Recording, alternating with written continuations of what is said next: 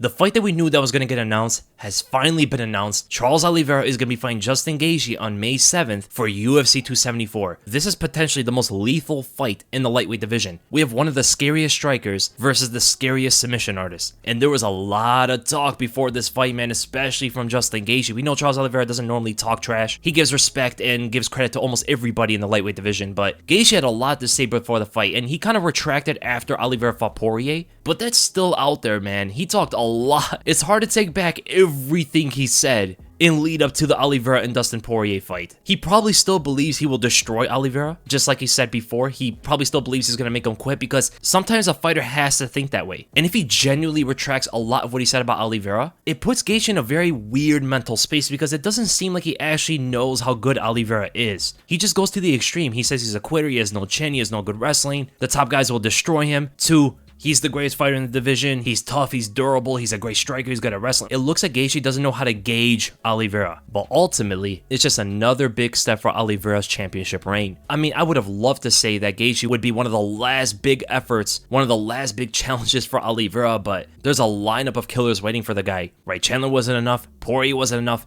Gaethje's not going to be enough. These days, it could be pretty stressful for a lightweight champion. But stylistically, like I said before, this is a lethal fight. This can go one or two ways. Oliveira takes down Gaethje or stumbles his balance and submits him, or Gaethje displays one of the best game plans of sprawl and brawling and TKOs Oliveira. This is probably not going to be a close fight whatsoever. The only way this fight is going to be back and forth is if like Gaethje drops Oliveira and then Oliveira submits him. Like, technically, it's going to be hard for this to be a back and forth, these guys just going after each other the way Chandler and Gaethje did, right? Number one, Oliveira's not durable enough, I think, to take Gaethje shots that way, and Gaethje's not good on the ground whatsoever to deal with Oliveira. He's gotten dropped so many times in his career, he has a lot of heart, he will fight back, and it's hard to put him away, but his chin is not as sturdy as Gaethje's, right? So if Gaethje lands a clean one, it's hard for me to see Oliveira take it. I mean, Dustin Poirier isn't the most powerful puncher, right? He's not a one-shot knockout artist the way Gaethje is, and he was able to drop Oliveira. So if Gaethje connects, it could be troublesome. Because one thing we do know is Gaethje normally does not chase the ground. When he drops you, he'll let you stand up. He did this against Michael Johnson. And that was his UFC debut. That was one of the least experienced Justin Gaethjes we've ever seen. A lot more experienced these days. He knows if he drops Oliveira, he's not going to get antsy for the knockout. And he's a lot better at letting the knockout just happen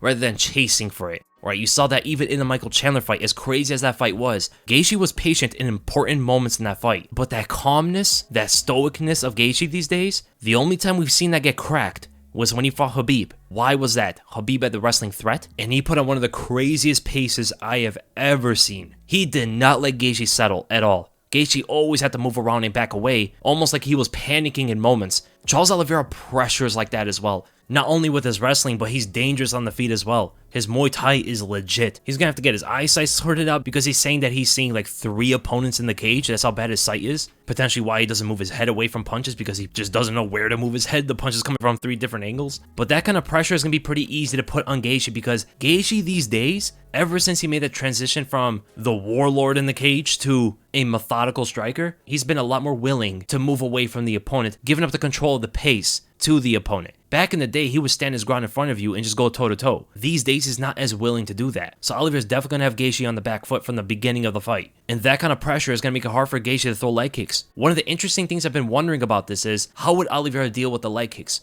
As an excellent kicker himself, and how excellent he is at distance management, I'm pretty sure he would deal with them pretty well. But I'm wondering about the checks and the takedowns against them, and how effective that's going to be against Gaethje. Because if he starts catching those leg kicks, turn into a single leg, have Gaethje hopping on one foot, I wonder how long it's going to be until Oliveira gets his back. He's also longer than Gaethje. He can stick behind a jab. And with that front step jab, if Gaethje's going to look to counter, let's say he parries it or slips on the outside of it, look to counter with a check left hook or something a little bit more powerful, Oliveira's going to always have that second option right after his attack to go under for the takedown, specifically the body lock, and try to take Gaethje to the ground from there, or just like he did against Dustin Poirier, just break his balance a little bit. Doesn't even need to get him all the way to the ground in order to submit him. Because here's the thing about Justin Gaethje. I'm going to be honest here, man. His BJJ is almost non-existent. As great of a striker he is, and as a wrestler, his BJJ is one of the weakest I've ever seen in the lightweight division. Always giving up his back. Showing your back to Oliveira is like giving your chin to Justin Gaethje. I mean, if this fight hits the ground, it's a wrap. It's not even going to last maybe even 10 seconds. So it's a dangerous fight. The more I think about it, the more I do side with Oliveira,